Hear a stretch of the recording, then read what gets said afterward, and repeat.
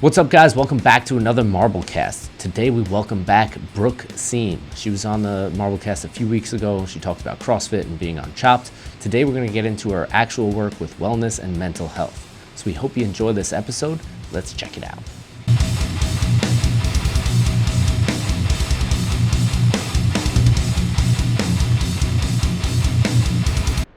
All right, Brooke is back with us, guys. Welcome back, Brooke. Thanks for coming back on. Thanks, I'm looking forward to it. Yeah, all right. So we kind of left off. We had to cut everything short last time. Sorry. But it gives me a good opportunity to have you back on, which I'm excited about. And we kind of left off where your world was crashing down on you because you had all of these opportunities coming at you at once. You had Chopped, you had the remote year, and you were going through some personal things all at once. So what was remote year? Since we talked about Chopped, what was that remote year thing? Remote year is a program that it still exists. It's not quite in the same form that it was in 2016, but it was this brainchild of a couple tech bros in Silicon Valley, and they were basically like, people work on the internet, so we may as well create a program where we can basically kind of like make money off of digital nomads and kind of do all their planning and whatnot for them.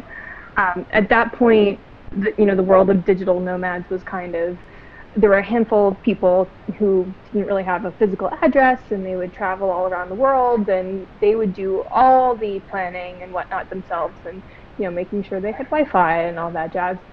But as 2015, 2016 hit, there was this idea that was like, what if we're a travel agency for digital nomads in a sense? So basically they took, at the time, there were 70 people in our group when we started, and we all got on a one-way flight to Kuala Lumpur, Malaysia, and we showed up, and it was basically like, here's $2,000 a month, which is expensive, but after living in New York, that's like, for some people, it's less than a rent payment. And in exchange for that, you get your accommodation in another country, they handle your flights for you, you're traveling with 70 other people all at once, so in theory you have a community that's already built in, and there's workspaces and just all these opportunities to basically live and work abroad without having to do the legwork of, figuring out where you're gonna stay and is it safe and is the Wi-Fi reliable at the time. It kind of sounds like that WeWork thing. So it is like WeWork, but international, and it involves hotel and accommodations and whatnot. WeWork at one, I think, I can't remember. I'm a little bit out of the remote year space at this point, but I think WeWork was trying to do something similar, and there are a whole bunch of other similar companies that have popped up ever since. And remote year was one of the early adopters of this idea, and they, I was at home one night, and I was a little buzzed and really angry about something that had happened at work. I don't even remember what it was. It seems like you make a lot of decisions when you're drinking. No, I don't anymore. So the thing is that that should really speak to the level of where I was just so unhappy. And so I never had, a problem in the sense that I was never an alcoholic, but I think most New Yorkers can attest to the fact that you probably have, a couple cocktails more often than you should as just part of the New York lifestyle.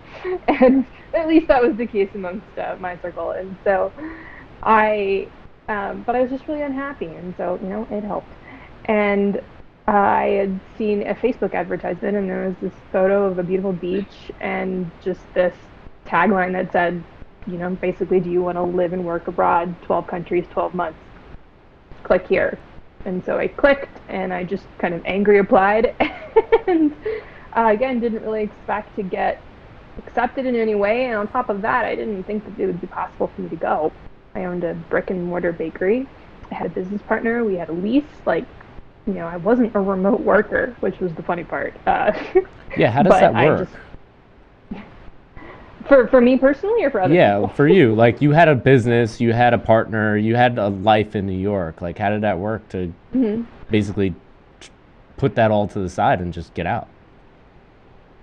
Well, as I mentioned kind of at the end of our last conversation, it was a combination of things that happened at once. So I was very unhappy in my job and with the situation. I mean, owning your own business is great if it's aligned with who you are and what you want to do. If there's conflict, owning your own business, then it's excruciating because you're still in charge of all these things. You can't just like quit and get some severance and a little unemployment and move on. So for me, I had at that point adopted this philosophy of counting down a variety of things. So I had about 2 years into owning my bakery, I was just so unhappy and so depressed that I started a countdown of how many days we had left until the lease was up. And I kept it on my phone, and it was around 1,000 days at the time. And something in that number, actively kind of making an X on each date brought me some sense of comfort. And then that idea just expanded because, again, I was also so depressed that I decided to calculate the day of my own death, which sounds really morbid, and I suppose it is, but it's also, aligned with the Stoics and the idea that, this life is temporary. And so I took a whole bunch of life expectancy tests on the internet, from life insurance websites and actuary tables and general research around life length, and came up with a date. And the date is November 6, 2069. And I took that date and I put it in my Google Calendar because you can literally schedule that far out in advance on Google Calendar. And it just says dead in big letters. It's a Wednesday. And then I found... Sounds terrible. Sorry. Not. Wait, hear me out. So then what happened is I calculated the number of days that were left and put it in an app on my phone that I still have and still reference. And what it did is, I think there are very often, two ways you can look at life. And you could look at what I did as a, very crappy reminder that, one day you too will go, and have it be really morbid and dark.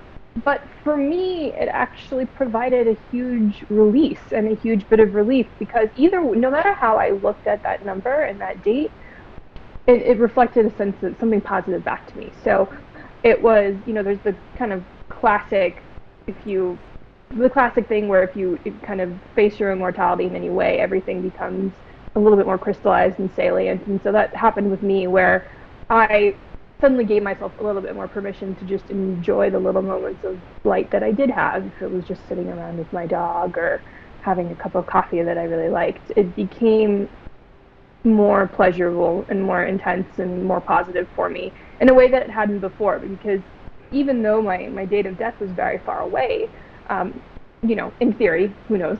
The internet told you, so it was good. Well, the internet told me it must be true. Yeah. But it still felt like this is a temporary state of mind. This is a temporary thing. You may as well enjoy it to the best of your ability. And then on the flip side, because I was not a happy person, it helped me tolerate the longer periods of heaviness.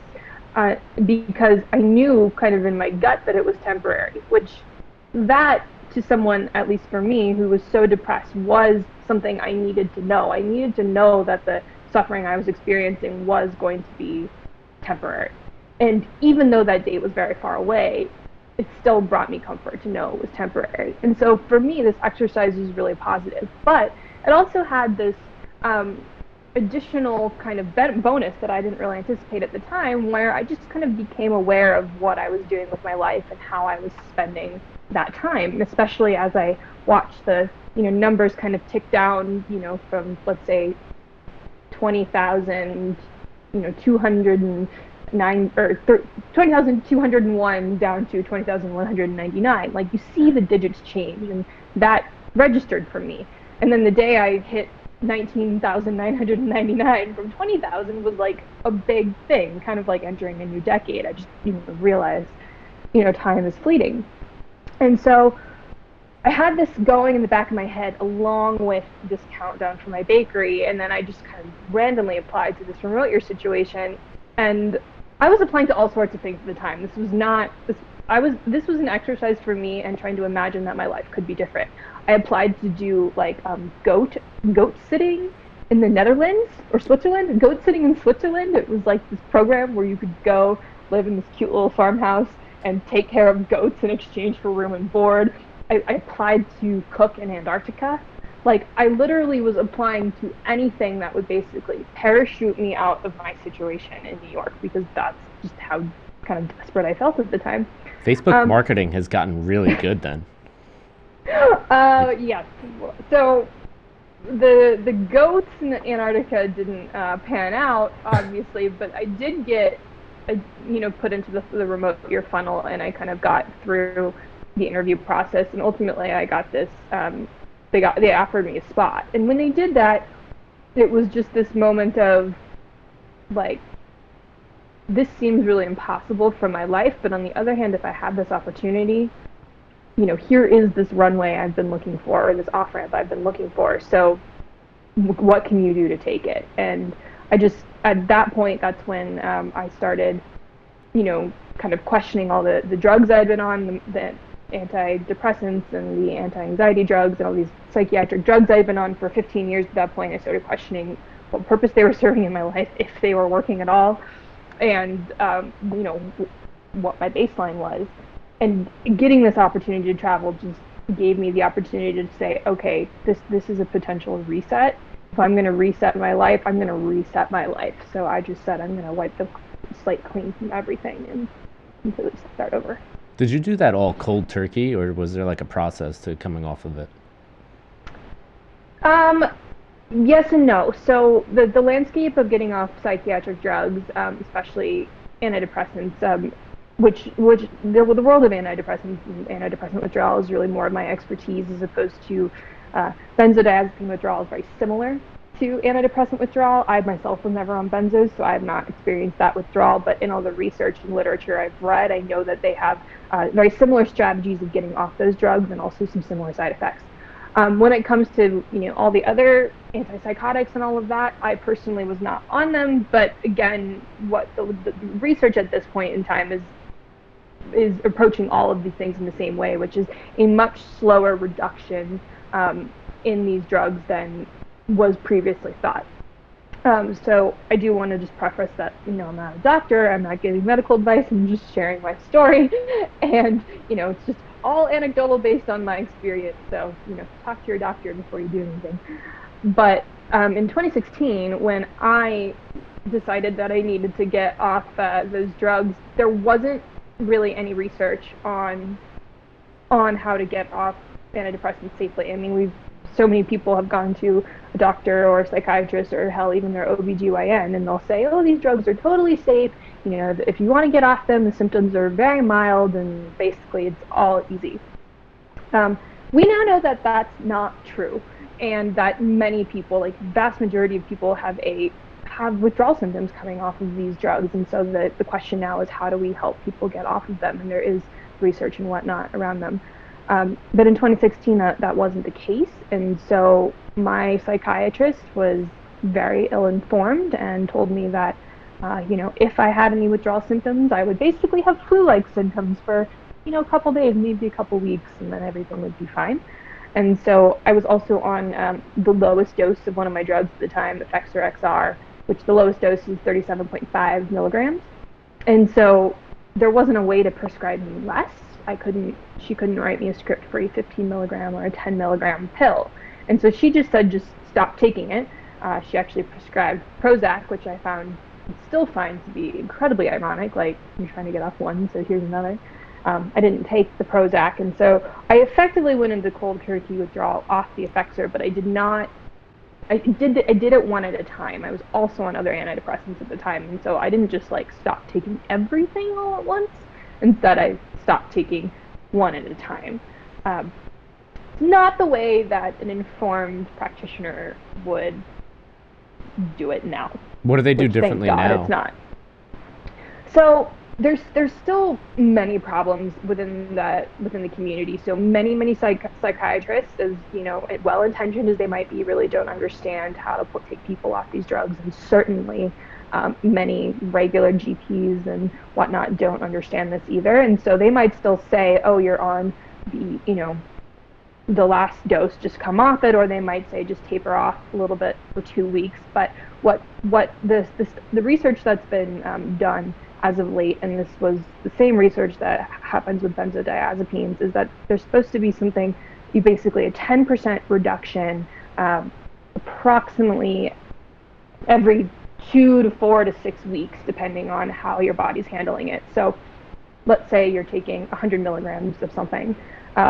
If you're trying to taper, the thing is no one's going to prescribe you a pill that's exactly a 10% step down from what you're on. It just doesn't exist in the way they have them all set up. So what the recommended literature says is that you would break open the pill or make a titration out of it. You can have a compound pharmacy do that for you. And so your 100 milligrams would go down to 90 milligrams. And you would hang out at 90 milligrams depending on your symptoms for X amount of time. It could be like many weeks, much slower than probably you feel like you want to. And then once you're feeling pretty good, you'd go 10% of the 90 milligrams. So then you'd take 9 grams out of that 90, and now you'd be on 81 grams.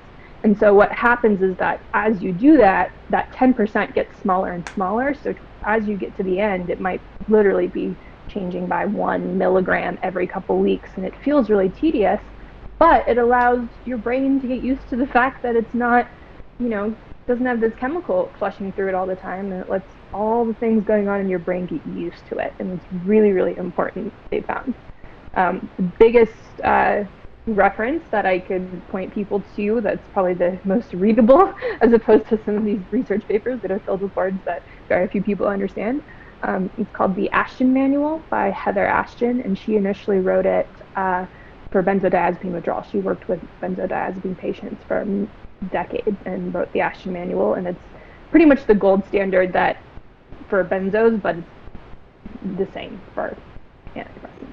We'll link that in the description for anybody who wants to see that. And this is a very spiritual journey that you were on with this remote year and tapering off drugs and coming off of trying to do it on your own since the research wasn't there. Do you think doctors were just ill-informed and prescribing these drugs for the wrong reasons, or do you think that they really had, I think they really had good intentions, it's just that they weren't treating it properly? Do you think that happens more often?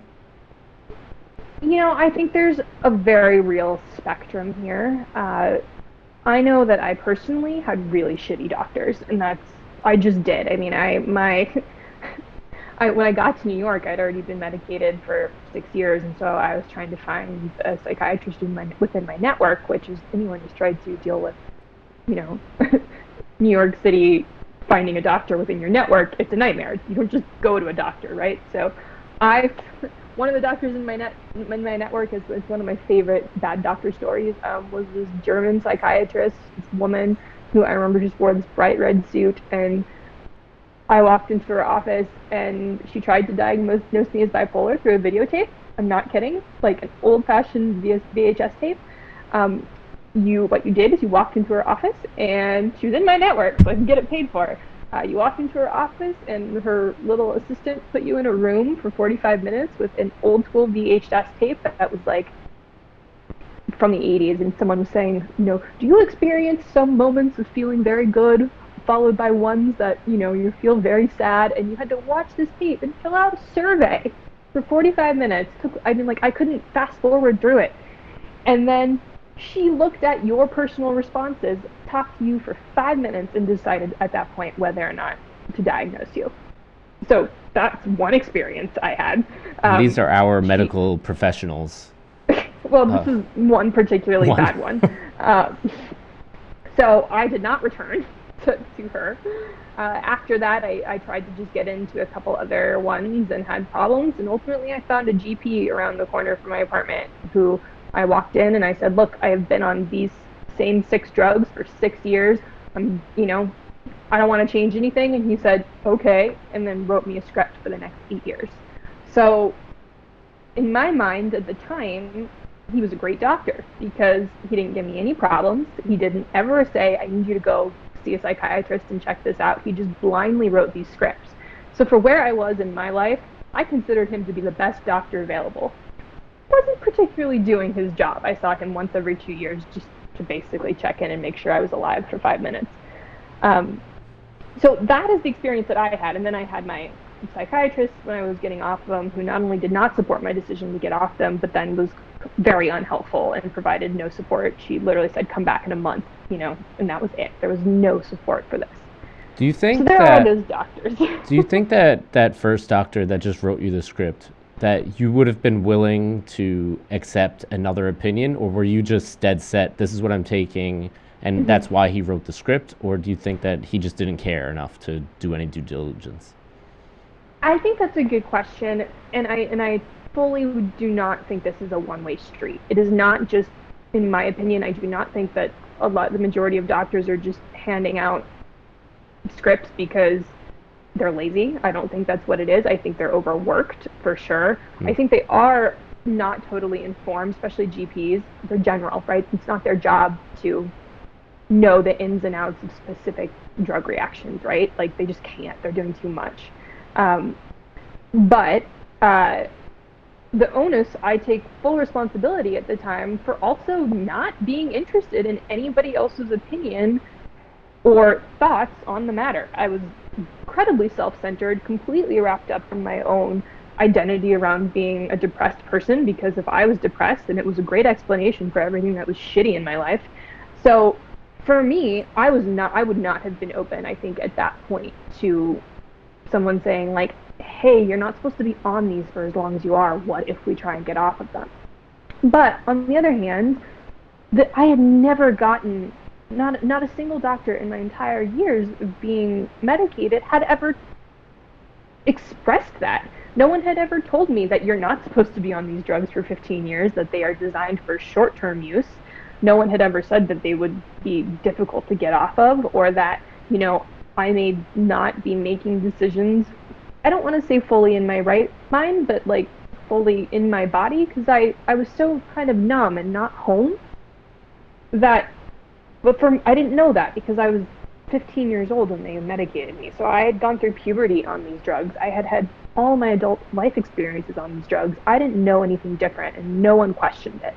So what I can't say is that had the child psychiatrist who medicated me in the first place just said, okay, we're going to do this, but it's going to be 6 months. We're not going to keep you on these drugs your whole life. This is not how we want you to learn to cope. Maybe my experience would have been different at that point. But because that narrative was never told to me, and the only narrative I got was basically, oh, your brain's a little different. It's wired differently. You've got a chemical imbalance. Here's how we fix that. I just assumed it was like the baseline was broken, so you take a pill to fix it. But and the initial the initial reason you got the prescription for these drugs was because your father passed on unexpectedly, no?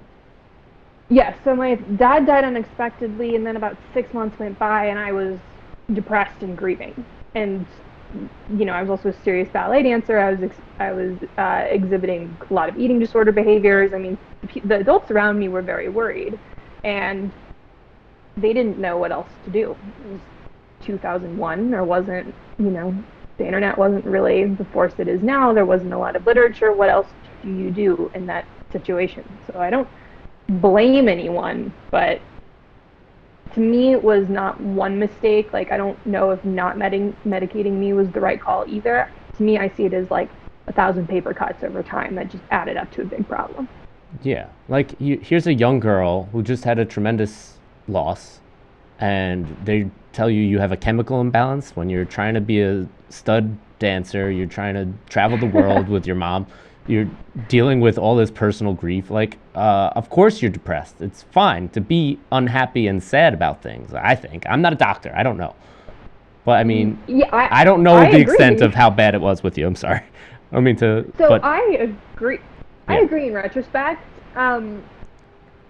Diagnosis of these sorts of things is very, very tricky. There used to be, I forget exactly what it was called, but it was like a grief exception or a grief clause in the DSM, which is the big book they use to diagnose mental disorders.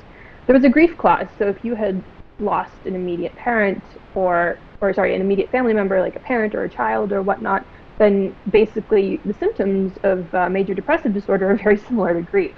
And so for a while, there was a long clause where it was like, all right, so you've got, if you experience these symptoms for a year, it's considered grief-based. And then a new edition came out of the DSM, and they cut that down to like 2 months. And then a new edition came out, and they cut it down, I think, to like 2 weeks, and then they eliminated it entirely. So basically, they've eliminated grief from the DSM. And so therefore, it's very easy to be officially diagnosed with these things when there's no grief clause anymore. I have the actual dates and numbers somewhere, and I feel like I should definitely get that. Yeah, exact right things about it, because it's there is no time for grief. I mean, I lost my father when I was 21, and I still not really over it. I mean, I move on, but it's like you don't really get over these things. You still think about it, and you still get sad, and it's part of life. So I understand the doctors, like, they see a person in pain, like, they see you, they're going to give you something that they scientifically know will probably help you. But it's just... I'll circle back to that in a second, but I just want to get the exact right dates here for everyone. So the Diagnostic Statistical Manual of Mental Disorders, the third edition, which was from 1980 to 1994, gave patients 1 year of bereavement leeway before they could officially be diagnosed with a mental disorder. The fourth edition, which was from 1994 to 2013, gave patients 2 months of bereavement. And the DSM-5, which was published in 2013 and what's still being used now, eliminated it entirely. Well, that seems inaccurate. Yes. And so now they throw pills at it, and they don't really understand. Follow the money, guys. That's where you don't work. No, you follow the money. Your life kind of reminds me of that movie Garden State. Did you see that movie? Oh, yes, I did. Yeah, it kind of reminds me of that, where... One time ago. Hold on, sorry. So, Garden State is a movie with Zach Braff, I don't know. Yeah, Zach Braff. Yeah, so he's on antidepressants from a young age because he was young and pushed his mother into a pool, and then she became paralyzed. Lithium. Yeah, lithium. Yeah. And he kicked the drugs cold turkey, and they all yelled at him, but he felt better afterwards and didn't understand what they were doing. It kind of sounds like similar to your situation, not exact, but a little bit, yeah. Lithium is one hell of a drug, though. I don't know. I've never been. I don't have any experience with that, so it's interesting to talk to you about it. Mm-hmm. Anyways, so yeah. So much joy with all this. So cooking with grandmas. No. Cooking with grandmas. Well, but just to kind of, I guess, transition a little bit, I'm a totally open book about this, but my goal, and when I have my work and when I talk about this stuff, is that, there are a lot of not a lot, there's a handful of message boards that have been doing kind of the patient work around this topic. SurvivingAntidepressants.org is one of them. The Inner Compass Initiative is another. And there are literally hundreds of thousands of people who have experienced like huge difficulty in getting off these drugs. I mean, people, it's just huge difficulty. I don't want to scare people, but the bottom line is it is not as easy as we've been told to get off of them. And there's so many people that have been suffering, and they've been doing this kind of work to help people understand how they can get off themselves and how to deal with a practitioner that may not be supportive, or family members that don't understand. There's been a whole slew of articles lately in The Guardian about this. The UK is much further along than the US is. And so the UK's been they've been overhauling their protocols for withdrawal. They've been calling for a lot of change within the industry, and the tides really have shifted a little bit on this.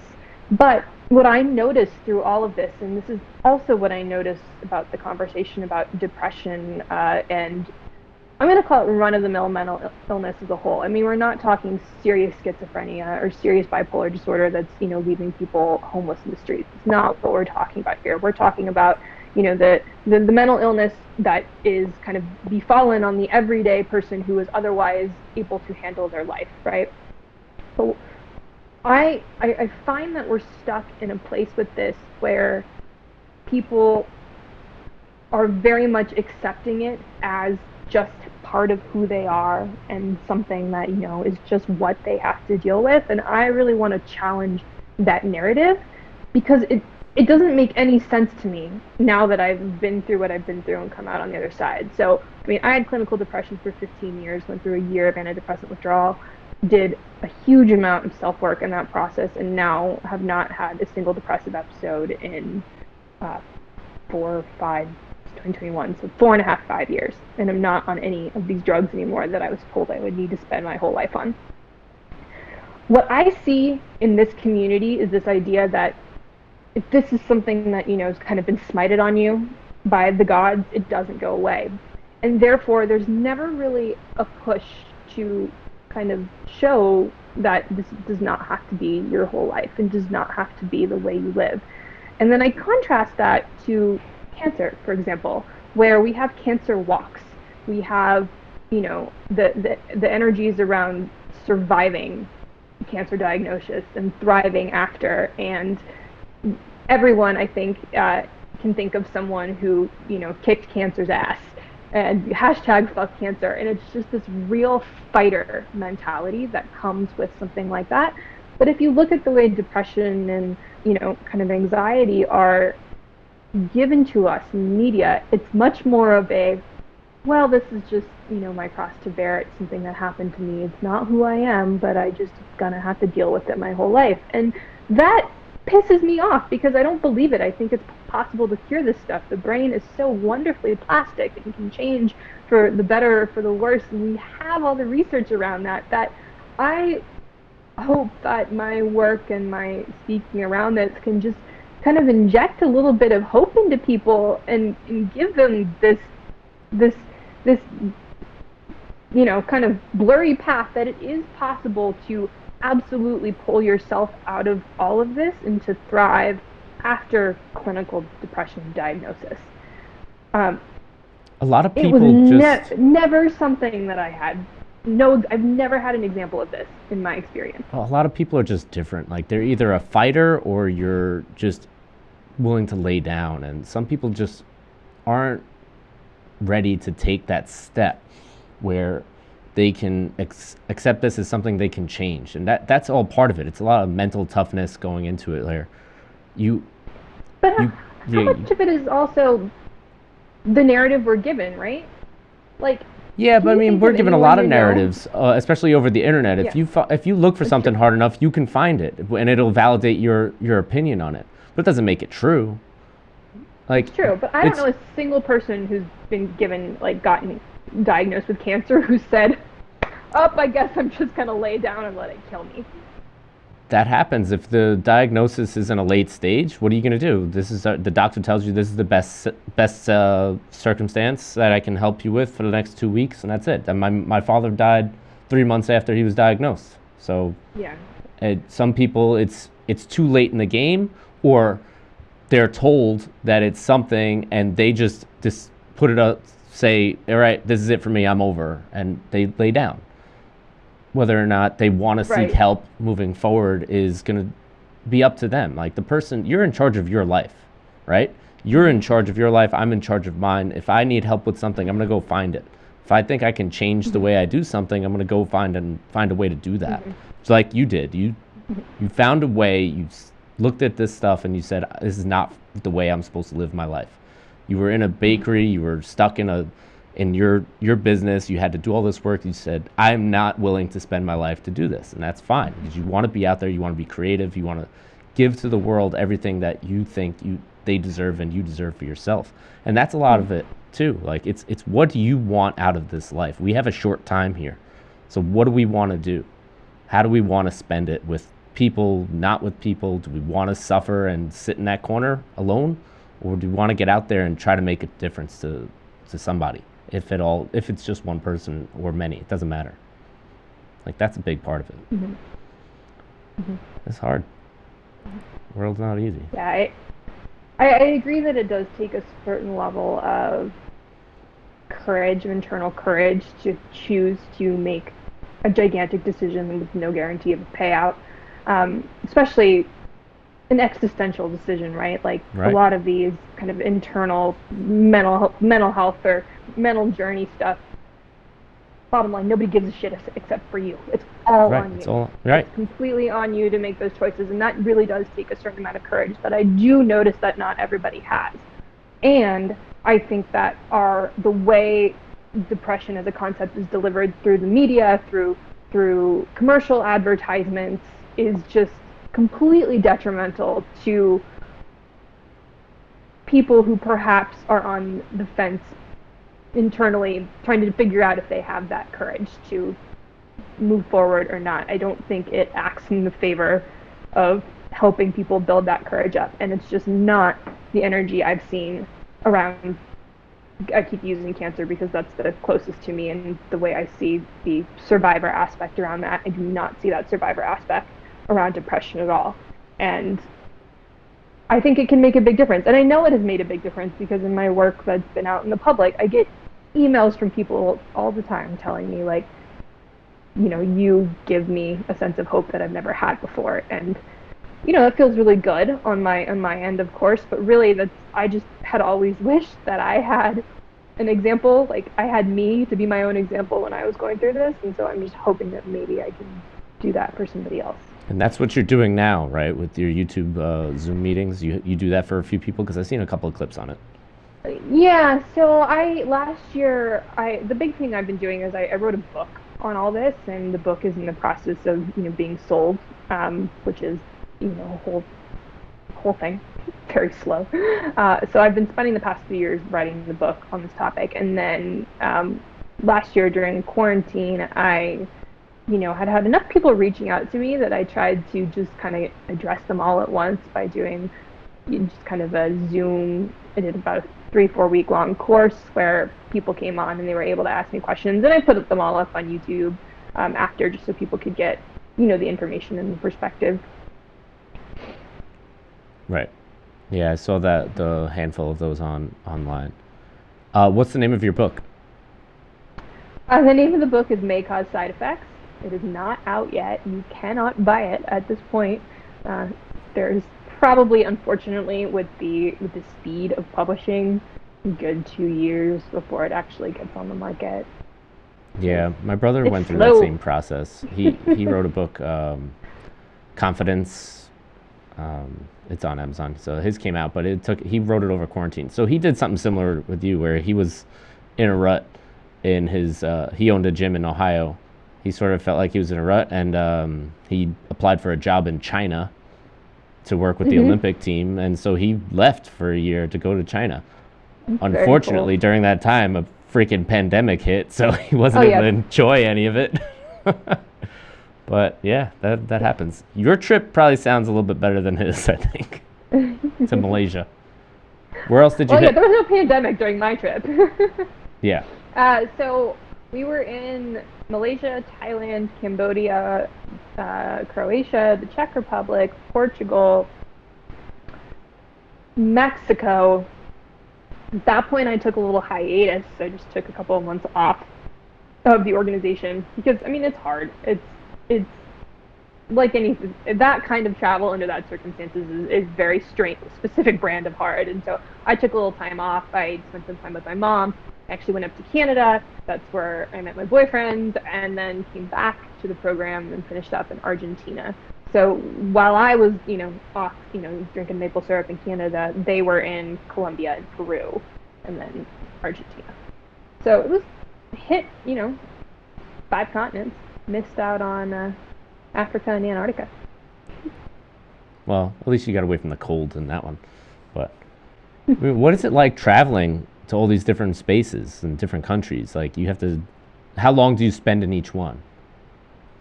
We were in each one for a month. Oh, so it's 12, So 12 months. Okay, I got you. yeah, so the idea, or being there for a month, is I think a really good period of time, because you really have to settle in. You're not just coming in for 3-4 days trying to do a whirlwind of stuff.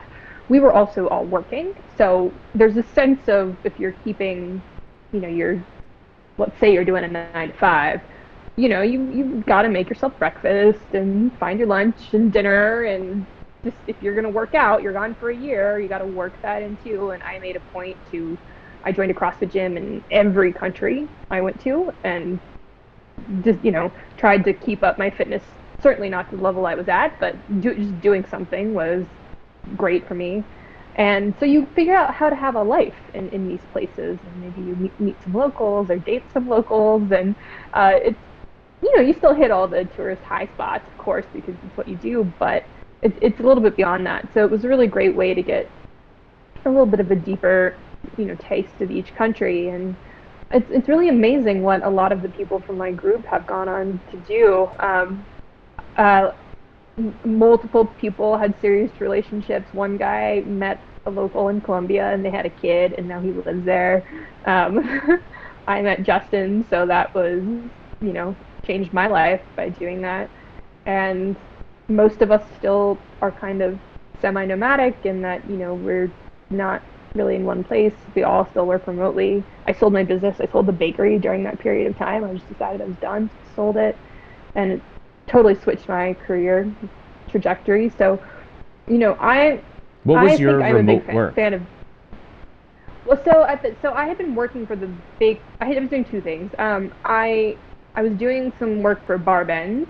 Right. I was writing. So, and then I also was still doing some stuff for the bakery. Not a lot, because it's not really a remote job. But my business partner and I had just taken the time to say, okay, you want to be here and you want to do this. She did. So I said, you go do it. Basically, like, I will act as a partner in name only at this point. Like, if you need quotes or anything for the press, because we didn't want them to think that, like, there was some huge, fallout. I'll do that. But it was kind of clear that I was on my way out. So I did a little bit of that stuff. I did take a few months to just kind of figure myself out. I was also still in deep withdrawal, so I wasn't really capable of holding, like, a real job. And then by the end of it, I started writing. And so I was doing travel writing, I was doing a little bit of food writing. So by the time I finished up remote year, I was able to transition pretty well into, I do recipe development for Working Against Gravity, and just more consistent recipe development, food writing, fully remote work, because I'm not sure I could ever go back to a real office at this point. It's just too wonderful to work with the PJ. So I was doing this, yes, I was doing this long before the pandemic hit. Now everybody knows the beauties of remote work. Yeah, you got a head start on it, so that's awesome. So you were ready for this pandemic. Not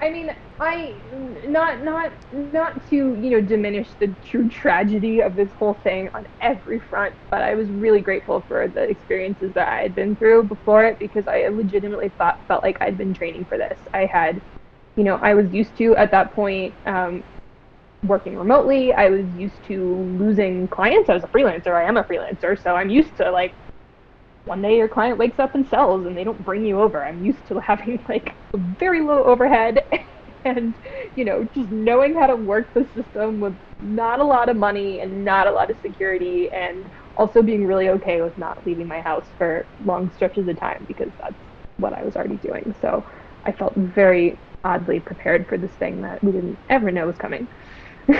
I know. What a situation. And you're in Canada. Has it been a little bit different? I don't know how it's been over there. I know we can't go there yet. I'm in the States now. You cannot go there yet. I'm in the States now, but I was in Canada for the majority of it. And, same, but a little different. For the most part, what they're doing now is quite different, at least from where I am in the States. Their border control is just insane. And but for the most part, in Vancouver, I didn't wear a mask inside in Vancouver until, I think, like July or August. And it wasn't because I was bucking the rules, it just wasn't required. Right. Because we had really low cases in Vancouver and BC, so we had social distancing and stuff was closed down, but in general, like, we didn't have some stronger policies until later. That's right. I haven't been wearing a mask in my gym ever. It's been fine. It's your business. I agree. That's the way I look at it.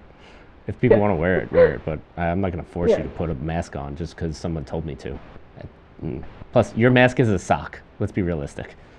It's not doing anything. Oh my God. So I have a friend in town who told me he saw the best mask he'd ever seen in his life on the plane yesterday. Some guy in first class had taken a Crown Royal bag, like those purple ones with Yeah. booze in it, and just put it over his face with the loops for his ear holes. Acceptable. Crown Royal, the best masks ever. Delightful. No, Delightful. you know, better mask I've seen being sold was a mask with a mesh front so you could see through it, and basically it's useless. yeah. What the hell is that? Mhm. This is good. Yeah, let's do that. Oh man, I don't know. This whole thing has been such a weird experience going through it. But anyways, so the cool things that you were doing was that cooking with grandma's thing. I know I mentioned it before jokingly, but that is such a cool idea that I want to steal it, but not in an exact way. But how did you come up with that? Where, like, how much of it did you do? And talk to me about some of these grandmas, because it sounds awesome. Yes. So, like I said, so much happened in my life between 2016 and 2017. So I had been working in New York City, and a New York City food business is a specific kind of, stress. Like, we were paying, I think, $200 a square feet. We had 200 square feet for a little bakery in New York, and our cupcakes were selling for $2 each or 3 for $5. So the amount of cupcakes you have to sell in order to pay for that rent is a lot. And it kind of does a number on your love for the industry and the creativity behind it. So after 5 years of that, I was just exhausted, and I was like, just had kind of a bad relationship with the industry and food as a concept. So when I got the idea, or when I got the opportunity to travel, I kind of decided I really didn't want to spend a lot of time in restaurants. To the extent that I could, I wanted to, especially avoid higher end restaurants, but, go to markets and be around the raw ingredients and learn how they were being used and eat that way, because I felt like I wanted to get back to this kind of the reason why I loved food and cooking to begin with. And so there are so many, wonderful recipes and food all around the world that never make it into a bakery or a restaurant because they're just not, they're not the standard fare. And I figured the only way to kind of get at that kind of food was to get in people's houses. And then I also figured the only way to really kind of get some of this stuff was to go to the people who knew it well, and that was going to be grandmothers, because, food all around the world is changing at such a fast rate with, global companies and fast food and the internet, and people not caring, like young people not really caring about traditional food anymore. So I said, okay, there's got to be some grandmas who would be like, they'd teach me some recipe that they love when I'm traveling, and I could just document it and enjoy. And so I didn't have a real agenda for this. I didn't plan on. I've never well, I wrote an article about it, but I never monetized it in the sense that I didn't, start a YouTube channel. I didn't, try and write a blog about it. It was really kind of for me. I was trying to just find my love for cooking again, and through being around tables and storytelling. And it started off, I had no real plans or understanding how it was going to go. I just started talking to the locals who spoke English, who were kind of associated with the company, because we would have translators on hand. With remote Europe, we would have translators on hand, or we had they were called city leads, where there were people who, born and raised in Kuala Lumpur, for example, and so they knew people, and I just would say, like, I kind of want to do this thing, could you help me? And people just started opening their hearts and their friends and their grandmas, and the next thing you knew, I had invitations. So in Malaysia, I cooked with two grandmothers. The one was actually Malaysian royalty. She's technically a princess. She had this big mansion of a house and servants, and was put together all through the nines. And that was my first experience. And then my next Malaysian grandmother was not royalty, and she was Muslim, and so we did desserts to break the Ramadan fast in a much sparser environment. In Thailand, I was with grandmothers who were literally worked and lived their whole life on the side of the road. So like outdoor kitchens and pagodas and, propane fire. Uh, in Cambodia, I worked with Khmer Rouge survivors who took me into their home for a few days and taught me how to make like it was a banana porridge with ginger and coconut milk. And we talked about their experience with the Khmer Rouge. And then I went to the Czech Republic and worked with this wonderful woman who she found herself on the wrong side of the wall. So she was from when the Iron Curtain came down, she was kind of just on the wrong side of the wall. She could see to the Western Wall, and she was on the Eastern, and she talked about what that was like, and being in Yugoslavia at the time, and then in Portugal, it was like the Golden Girls. It was these three grandmothers all together who all lived together in kind of like an assisted living facility, and they all were just super spunky. In Mexico, it was in Oaxaca with this family who was pretty well off and had this big Oaxacan estate. And I did a U.S. grandmother, I did one in Argentina, and I just kept track of all these things. And then the project kind of grew, and ultimately, I really want to get it like on film or on television. And so I got a film crew together, went back to Mexico to film a pilot, and we got it into the room at NBC, and it was great. We got into the room, learned a lot. It just wasn't, they didn't pick it up. But then our plan was to go back and film, cut a little bit differently, probably make it more domestic because international is really expensive and hard. People don't want to buy international travel stuff unless you're super famous. So we were going to do it domestically, and then the pandemic hit. So yeah. Bad time to try and meet strange grandmas and cook in their kitchen. Was it weird? Were you just like walking up to people like, "Hey, do you have any grandmas that cook?" I mean, sort of a little bit, yes. I would kind of tell people about it. It was great because I was traveling with a bunch of other people who knew I was doing this, so they would kind of help.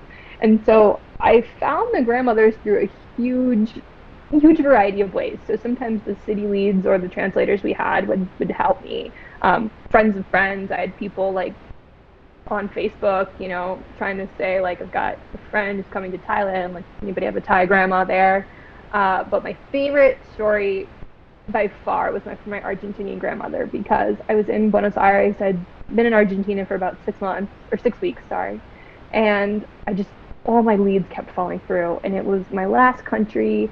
I didn't have anything in South America, and so I got so desperate. I was supposed to leave in like a week, and so I just went on r/Buenos Aires and Reddit, the Reddit subreddit, and I basically posted this. I'm sure you can still find it. It's like, all right, I know it's weird, but I'm a chef. I've been traveling all around the world cooking with grandmothers. I can't find one in Argentina. Like, does anyone know a grandmother that might be willing to do this project with me? And this young woman responded, who happened to be a university student in the U.S., and she was like, I think my grandmother might actually be up for this. And so she contacted her grandma, and then we got our WhatsApp numbers together, and this woman's name is Sophie, and we started texting on WhatsApp, and then we met at a Starbucks around the corner. She happened to only be a couple blocks away from me, and we, made sure that we were both who we said we were.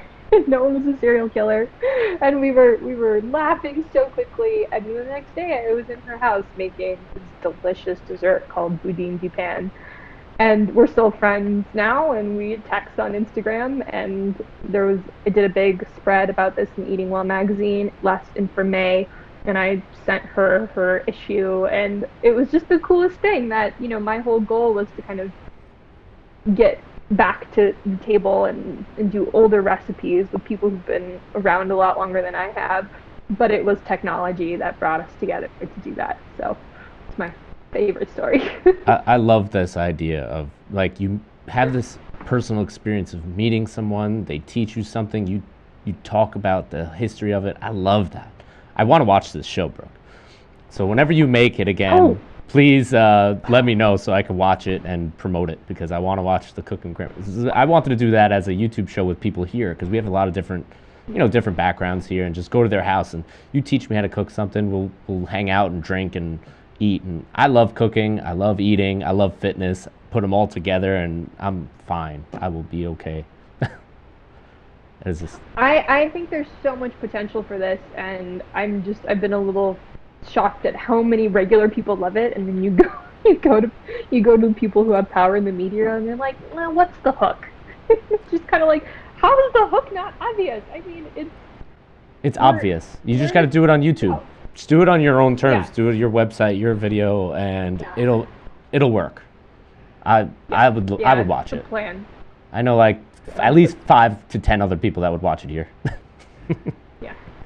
So we'll get you a little People bit of love an it, and audience. it was received really well. So, Yeah. and I think now too we're in such a period in this country where, um, I mean, it seems like everyone hates each other, and nobody wants to be anywhere near anyone who's a little bit different, especially if you're an immigrant. Like, God forbid. So for me, it's just like, why not do a show where we talk about all the food and stories from the people who immigrated to our country, where we have so much influence um, from their cultures and their foods, and bring it all together and just show it off to people because it's fabulous and it's delicious. And food and storytelling to me are just a timeless thing that somehow is actually starting to go away because people aren't communicating in the same way they used to. So I hope to be able to document that and catch a little piece of it forever. I hope to watch it one day because food is the ultimate social network. We all Mm-hmm. gather around food and we enjoy each other's company. And you know what? That's important. We need to get together and cook some food together, guys. It's a lot of fun. So I hope we get Yeah, that off the ground because it'll be a lot me of too. fun. Me too. It seems like pandemic's just winding down, so hopefully it's on the horizon sooner rather than later. Well, you've been doing your cooking stuff on Instagram. I've been watching it. I like the bowl of cereal Oh, with the thanks. protein shake. That was a good one. Uh, like, I can't figure out if I was late to the party on that or just somehow had a brilliant idea that I don't understand that nobody else has thought of. It's like having chocolate milk cereal. It's fabulous. Who doesn't like chocolate milk? I don't Mm. know. All right, Brooke. Anything else you want to put out there? If anybody wants to learn more about Brooke, go to brookesiem.com. Hold on, she's gonna go get something for anybody who's Yes, listening. I do. I do have something I want to plug just because it's delightful for me and it really kind of fits with my whole ethos of how life at this point. So, you know, one of one of my less desirable traits for many years was just kind of, I think, maybe not being able to let things go, and also just, I don't want to say being too serious, but there was just not a lot of lightness or joy in my life. And so, also for a few years now, I've been delighted by the phrase, sometimes you just have to chuck it in the fuck it bucket and move on. So I love that phrase so much. It makes me giggle. And so I wanted to have something to carry around with me where I could, like, have my own little fuck it bucket that would, I could put it on my keychain, and if someone's pissing me off in traffic or, something stupid happens at work, I could just look at it and be like, just chuck it in the fuck it bucket and move on. I was looking for this. Didn't exist. No one had a tiny little bucket bucket, so I was like, well, I'm gonna make one.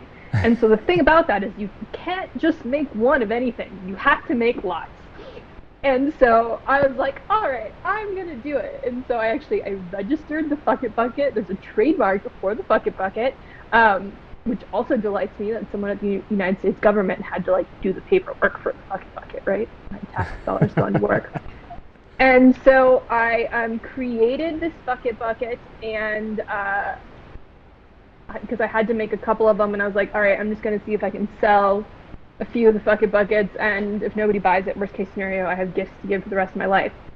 Well, it sold out very quickly. They sold quickly, and so now I have a little side hustle, which is teeny, tiny little buckets. Um, so this thing is, it's about a half, 3/4 of an inch tall, and I have them on keychains or necklaces. And, as funny as they are, they really, like, I find that having something like this is a real mental trick. It's just, I mean, if you're doing, like, God, weightlifting is a great example. You're doing a lift and you're having a shitty day, right? You can either get really mad about it and feel like it's not going your way and that you're never going to reach your goals, or you can just kind of chuck that lift in the bucket and do better the next time. And so for me, it's actually a huge help moving through life, especially throughout 2020 and much of 21. So yes, my plug, my ask is that if anybody feels the need for some fuck it buckets in their life, I will get a few for you guys. We'll have to get some. So we got to buy Brooke's Prohibition Bakery book, the Fuck It Bucket, and we got to get that Cooking with Grandma's show on the YouTube so that everybody can watch this, because it's going to be awesome. I promise. I'm looking forward to it. Let's hope. We've got like long and short-term goals here. Short-term, get some fuck it buckets. Long-term, that's right. We got till 2069 to get this all going, right? We do. That's right. November 6th. Right. All right, Brooke, thank you again for coming on. Appreciate your time. BrookeSiem.com, guys. And as always, age is inevitable. Weakness is not. So get out there and live some shit. We'll see you next time. Thanks for watching. Thanks for listening. Thanks for watching today's MarbleCast. We hope you enjoyed this episode. Hit that subscribe button so you don't miss out on any content. Check out our Spreadshirt shop to grab some swag. And if you would like to support the MarbleCast, please head over to anchor.fm. All of the links are in the description, and it helps us out to keep the channel running. Thanks so much, guys. See you next time.